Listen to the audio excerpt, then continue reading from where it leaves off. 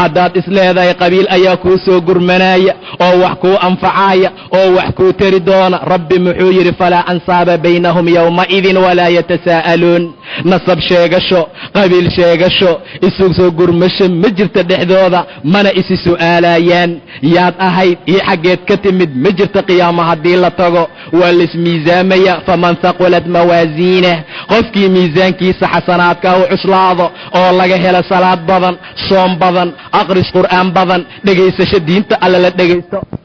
ilaahayow naga bixi cadaabka maanta rabbanaa akhrijnaa minha fain cudnaa fainaa daalimuun ilaahayow cadaabka naga bixi maanta aan ku jirno waa ku dhibtoonay waa ku gubanay waa ku baaba'nay dhegaheenna raastii iyo rasaastii naareed ayaa ku jirta rabbiyow naga bixi haddaan mar dambe u noqono anagaa daalimiin ahee haddaan mar dambe hee soo dhegaysto anigaa daalim ah haddaan salaada alla ka taga anaa daalim ah inta nabadgelin waaye anaa daalim ah haddaan naf islaameed ama dhiig islaameed aan gala anigaa daalim ah haddaan xoolo islaameed dhul jidka u fadhiisto oon dhaco anaa daalim ah rabbana akhrijnaa ilaahayow naga bixi maanta haddaan u noqono fa innaa daalimuun annaga daalimiinaa nahay ilaahayow hal marle adduunka noo celi hal marnay adduunka na geey camal saalixaan soo qabsanaynaaye ilaahay muxuu ugu jawaabayaa qaala khsa'uu fiiha walaa tukallimuun warkuu hungooba oo waxaad u gashaan cadaabka meesha ugu hoosaysa hana ila hadlina buu ilaah leeyahay subxaanahu wa tacaala